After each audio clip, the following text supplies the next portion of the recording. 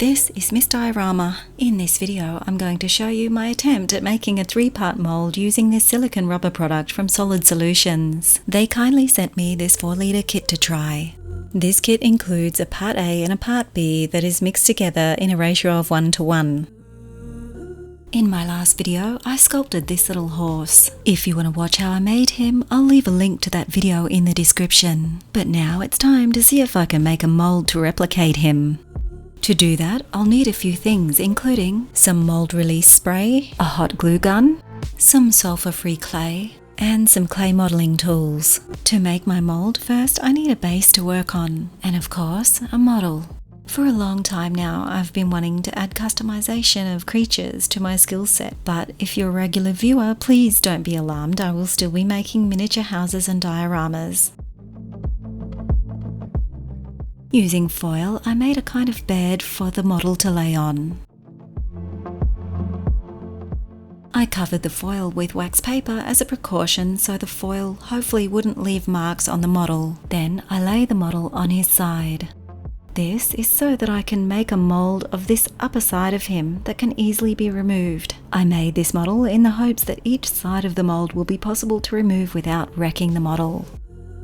Using some foam board, I marked where I needed corners, then cut the foam board, but I didn't cut all the way through the foam board, so it will still be in one piece.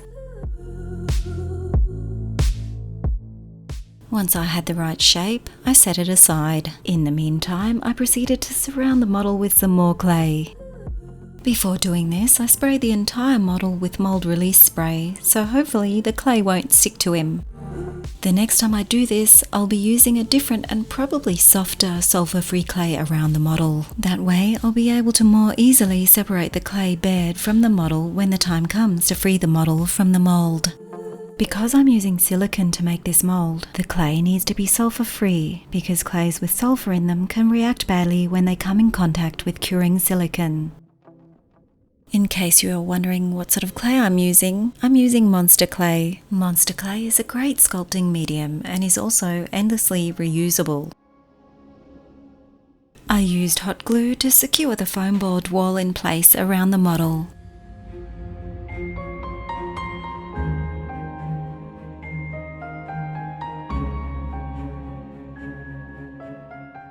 Being my first attempt at this, I'm already learning a lot about the fundamentals of making a mold. As you saw, I did most of the groundwork for this mold before adding the walls around it, which made this much easier to do.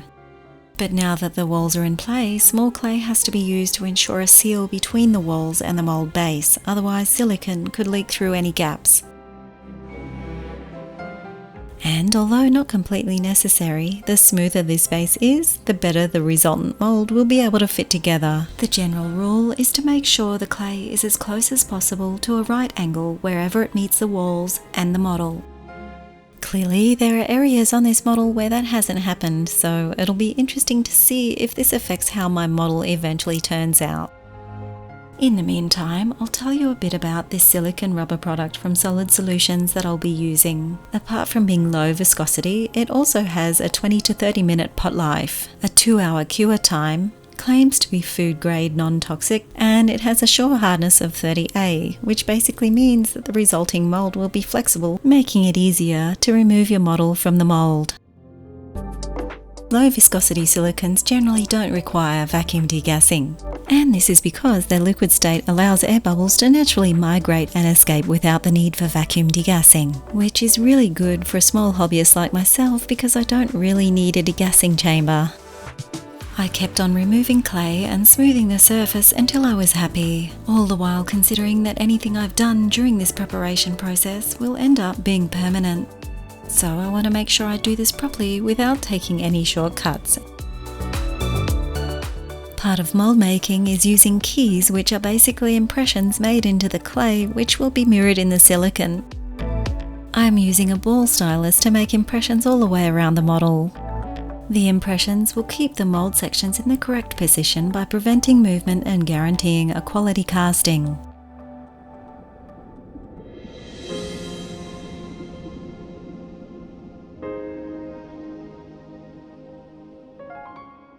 Once the keys were in place, I sprayed everything with mold release spray and then installed a vent coming from the ear to hopefully allow any trapped air to escape when I eventually pour my moulding material into this mould. When the mould was finally ready, I prepared some silicone. To do this, I mixed up some silicone according to the instructions in a ratio of 1:1. There are so many different silicones on the market, but whichever one you decide to get, be sure to follow the manufacturer's instructions and mix your silicone properly. Then I proceeded to pour the silicone mix into the mould. When pouring the silicone into the mould, start filling the deeper areas first. That way, it will be less likely that bubbles get trapped beneath the silicone as it fills the mould in an upward direction. You can't see this, but I make sure when working with silicone and resin to wear a respirator mask fitted with organic vapor cartridges to protect against the fumes that occur during the curing process. Always be sure to work in a well-ventilated area as well. It's also pretty mandatory when working with silicone and resin to wear gloves to protect your hands. Ultimately, your well-being starts with you. For this part of the mould, I ended up needing 3 batches of silicone in total, each of them 300 mils. Other people will probably tell you this as well, that it's very easy to underestimate the amount of silicone that you're going to need. Rather than discarding moulds that are either faulty or damaged, you can cut them up and reuse the pieces to minimise the amount of silicone required at this point of the mould making process.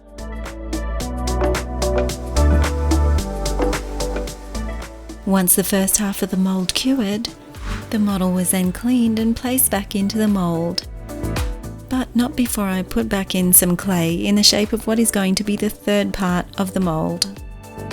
I trimmed some flash away to tidy up the mould, but I realised there was already a problem that I had overlooked. The tip of the model's tail has become an undercut, meaning if I left it in this way and poured the next half of the mould, when I remove the next half of the mould, the tip of the tail will most likely break off. I could have easily prevented this when making the first half of the mould by making sure the silicone came up to the point of the tail rather than part of the way up. But because I failed to do this, a simple remake of the tip will have to do. Once that was done, the walls were then put back in place.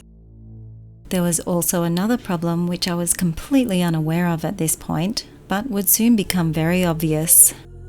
Some more keys were added and some mould release was sprayed over the mould before more silicone was then applied to this second half.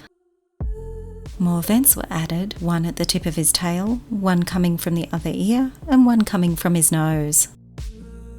This time I ended up using around 700 mils of silicone.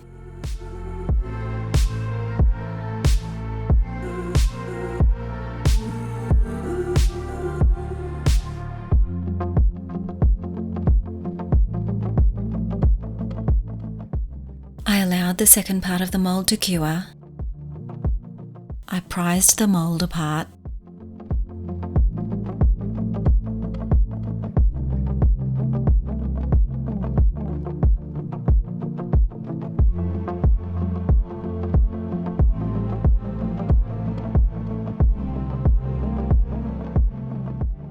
This was when that other problem that I was completely unaware of now became obvious. You may be able to see some areas in this side of the mould that don't belong. I'd say this would have happened because the model has moved at some point. Probably when I took him out and put him back in, I didn't quite put him back in properly and silicone got in behind him. And when this happens, unfortunately, this is very difficult to fix in a silicone mould.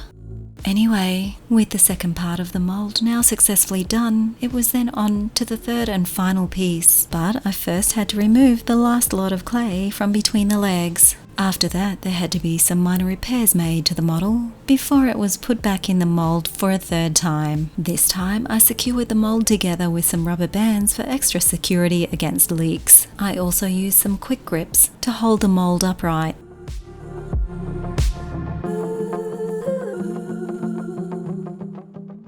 I had to add this piece of cardboard to act as a dam. This piece of clay will displace the silicone and become a pouring tube. More clay is added to make vents for each of the legs. It was now ready for some silicone.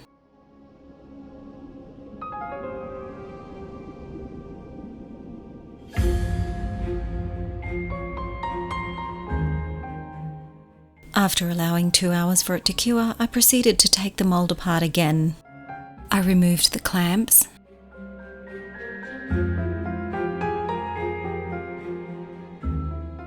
and that dam. I removed the rubber bands, the vents and the pouring tube.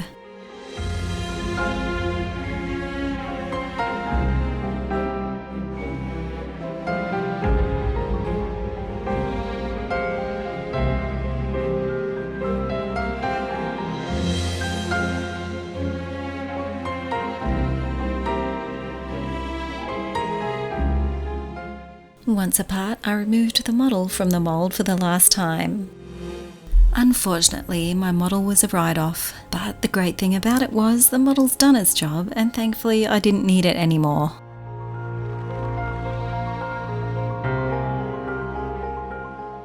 To test the mould, I decided to cast it in plaster of Paris, but before I could do that, I washed the mould and put it back together, making sure that it was really together with the same rubber bands that I used before. Also making sure to avoid covering the vent holes.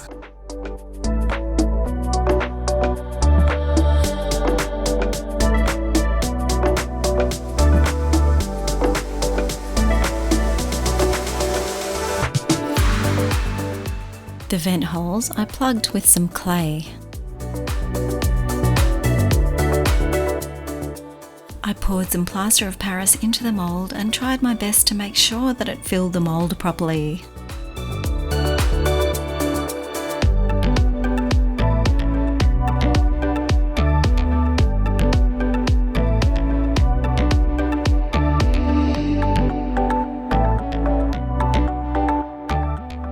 Once I was confident that the plaster had done its duty to fill the mould, I waited about an hour and then took the mould apart. It was looking really promising because the plaster appeared to be coming out of all the vent holes, which should mean that it reached everywhere, right? Wrong, it hadn't reached everywhere, but I think I could fix this.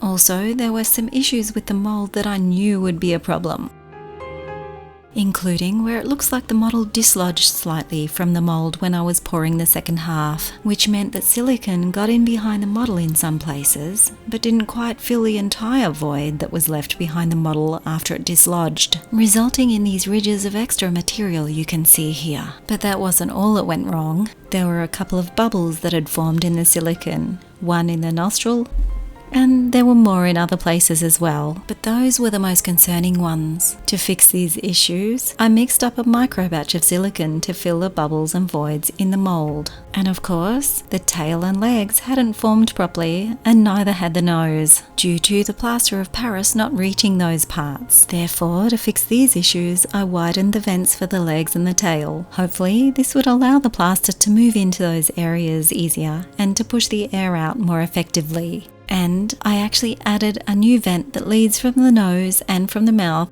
to the outside of the mould. Now for attempt number 2. This time I didn't use plaster of Paris. Instead, I used a semi-rigid urethane resin to cast the model. And I must say these results were more promising than before.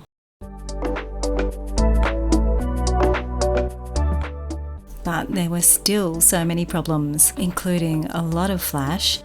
Flash is this thin, unwanted film of excess material that appears along these parting lines, which in itself isn't so bad because it can be removed, but there was also a great deal of difficulty in removing the third part of the mould. Even though I tried to avoid undercuts during the design process, this part of the mould still got caught on the model.